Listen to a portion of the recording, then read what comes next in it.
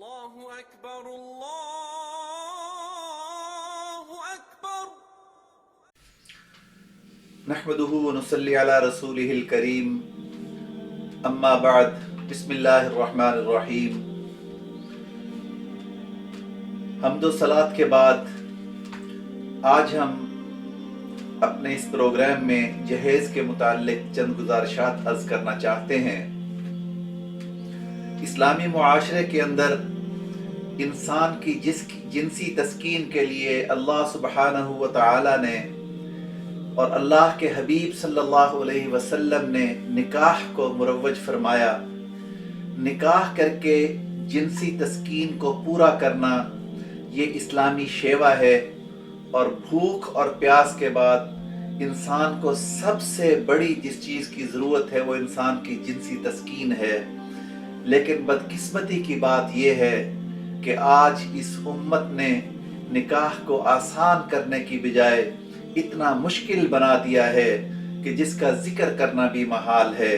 خاص طور پہ نکاح کے اندر، شادی کی تقریبات کے اندر جہاں اور بہت ساری خرافات ہیں، مثلا بارات ایک خرافات میں سے ہے، اسلام سے اس کا کوئی تعلق نہیں اور دین کے ساتھ اس کا کوئی تعلق نہیں۔ اگر ہم رسول اللہ صلی اللہ علیہ وسلم کی زندگی کو دیکھیں تو آپ صلی اللہ علیہ وسلم نے اپنی سب سے پیاری بیٹی خاتون جنت اور انسانیت کی مومنوں کی سردار حضرت فاطمہ رضی اللہ عنہا کا نکاح جب ہوا تو حضرت علی نے جب رسالت مآب صلی اللہ علیہ وسلم سے حضرت فاطمہ کا رشتہ مانگا تو رسول اللہ صلی اللہ علیہ وسلم نے سوال کیا، کیا تمہیں فاطمہ کو مہر دینے کے لیے تمہارے پاس کچھ موجود ہے؟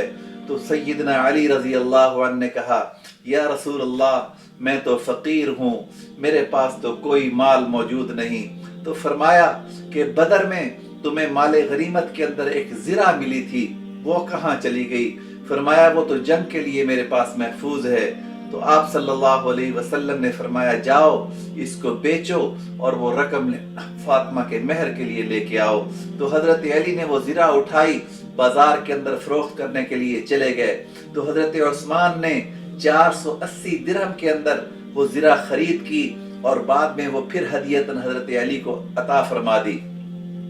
حضرت علی شرماتے ہوئے پیسے لے کر رسالت مآب صلی اللہ علیہ وسلم کی بارگاہ کے اندر آئے اور آ کے اللہ کے نبی کو پیسے دیے تو اللہ کے نبی نے کچھ پیسے حضرت علی کو دیے کہ جاؤ ان سے خوشبو اور اچھے کپڑوں کا بندوبست کرو، اور باقی کپڑوں سے باقی پیسوں سے جناب رسول اللہ صلی اللہ علیہ وسلم نے حضرت فاطمہ کے لیے جن چیزوں کا بندوبست کیا ان میں ایک لحاف تھا کہ جس کے اندر اور ایک گدا تھا جس کے اندر کھجور کی چھال بھری ہوئی تھی، 2 آٹا پیسنے والی چکیاں تھیں، اور آپ صلی اللہ علیہ وسلم نے حضرت فاطمہ کو انہی کے مہر کے پیسوں سے 2 گھڑے لے کے دیے، اور حضرت فاطمہ کو اپنے گھر سے رخصت کر دیا گیا۔ نکاح کے بعد نہ تو کوئی بارات آئی اور نہ ہی لڑکی والوں کے گھر میں یعنی رسالت مآب صلی اللہ علیہ وسلم کے گھر میں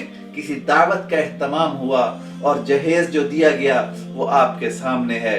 آج جہیز دینے والے سب سے بڑی دلیل یہ دیتے ہیں کہ رسول اللہ صلی اللہ علیہ وسلم نے حضرت فاطمہ کو جہیز دیا، تو وہ یہ نہیں بتاتے کہ جو چیزیں دی گئی ہیں وہ حضرت فاطمہ کے مہر سے خرید کی گئی ہے۔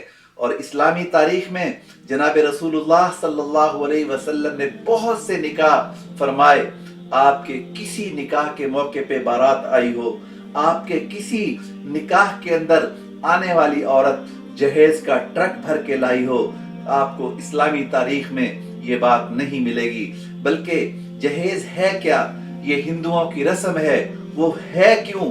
وہ اس لیے کہ ہندو اپنی بچیوں کو اپنی جائیداد کے اندر حصہ نہیں دیتے، بلکہ ان کے گھر کے اندر پیدا ہونے والی بچیاں جب بڑی ہوتی ہیں تو ان کو کچھ دے دلا کر اپنے گھروں سے رخصت کر دیا جاتا ہے، جبکہ اسلام نے اپنی بچیوں کے لیے جائیداد کے اندر حصہ مقرر فرمایا ہے کہ وہ آپ کی وارث ہیں، آپ کی جائیداد کی وارث ہیں۔ انہوں نے دوبارہ پلٹ کے انہی گھروں میں آنا ہے، جائیداد سے حصہ لینا ہے۔ اس لیے जहेज इस मुआशरे की ऐसी लानत है कि जिसने गरीब लोगों को इंतहाई परेशान कर दिया है। आज गुरबा की बच्चियां अपनी दहलीज पार नहीं कर सकती। क्यों?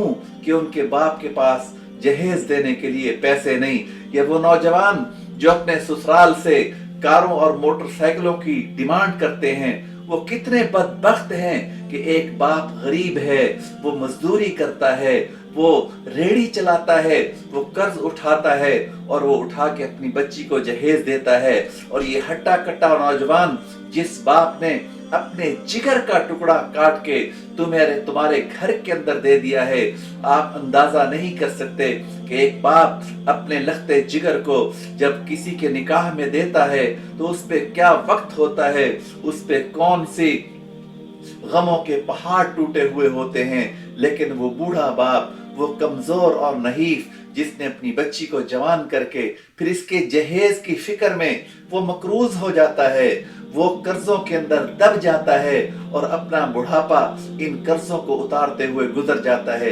तो जहेज के लिए नौजवानों को मैदान के अंदर उतरना चाहिए। इस मुआशरे की तश्कील में रसूलुल्लाह सल्लल्लाहु अलैहि वसल्लम का जो किरदार है उसको सामने रखना चाहिए। शादी के अंदर इस्लाम ने निकाह को इतना आसान बनाया है।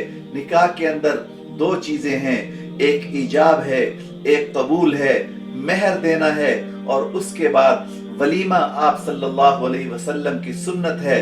और रसूलुल्लाह सल्लल्लाहु अलैहि वसल्लम ने फरमाया तुम अपनी शादी पे वलीमा जरूर करो, अगरचे तुम एक ही बकरी काटने के काबिल हो, लेकिन जरूर वलीमा करो। लेकिन आज हम वलीमों में भी कितना इसराफ करते हैं, कितना पैसा लुटाते हैं और कितने किस्म के खाने तैयार करते हैं। और रसूलुल्लाह सल्लल्लाहु अलैहि वसल्लम की जुबान से अगर हम सुनेंगे तो रसूलुल्लाह कहते हैं वो वलीमा इंतहाई बुरा है, वो वलीमा बहुत बुरा है जिसके अंदर गरीबों की शिरकत नहीं है।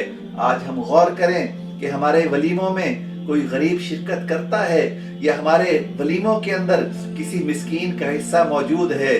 यकीनन हमारे वलीमों के अंदर ना तो गरीब शरीक हैं ना मिस्कीन शरीक हैं, इसलिए हमारे वलीमे भी बुरे हैं, हमारा जहेज का निज़ाम भी बुरा है और हमारे शादियों के जो फरसूदा रस्में हैं ये सारी हिंदुओं की रस्म हैं। सेहरे बांधना, बारात लेके जाना, लड़कियों के घरों में जाके रोटियां तोड़ना और उनसे जहेज के मुतालबे करना, ये मुसलमानों का शेवा नहीं। इसलिए मुसलमान नौजवानों को इस फरसूदा रस्म को तोड़ने के लिए आगे बढ़ना होगा और उम्मत मुहम्मदिया के नौजवान इसके खिलाफ एक जिहाद का अलम लेके बाहर निकलें ताकि मुसलमान बेटियां, गरीब बाप की गरीब बेटियां अपने घरों की दहलीज को पार कर सकें। निकाह सुन्नत है। रसूलुल्लाह सल्लल्लाहु अलैहि वसल्लम ने फरमाया अन्निकाहु मिन सुन्नती फमन रगिबा अन सुन्नती फलैसा मिन्नी, जो निकाह की रग़बत नहीं रखता या निकाह नहीं करता वो मेरी उम्मत में से नहीं। इसलिए हमें निकाह को फ़रोग़ देना चाहिए, निकाह को आसान करना चाहिए ताकि ज़िना और बदकारी के सबब बनने वाले नौजवान, जब निकाह नहीं होगा, निकाह को मुश्किल बना दिया जाएगा, निकाह को आसान नहीं बनाया जाएगा, तो फिर ये उम्मत के नौजवान बदकारी की तरफ बढ़ेंगे, उम्मत के नौजवान जिनाह की तरफ बढ़ेंगे, उम्मत के नौजवान गलत कामों की तरफ बढ़ेंगे। अपने उम्मत के नौजवानों को सीधी रास्ते पे लाने के लिए इनको निकाह की तरफ राग़िब करना होगा और निकाह को आसान बनाना होगा और आसान ऐसे बनाना होगा जैसे रसूलुल्लाह सल्लल्लाहु अलैहि वसल्लम की सुन्नत है। अल्लाह मुझे आपको इस उम्मत के नौजवानों को निकाह की सुन्नत को पे अमल करने की और शादियों को आसान बनाने की तौफीक नसीब फरमाए। व आखिरु दावाना अनिल हम्दुलिल्लाहि रब्बिल आलमीन।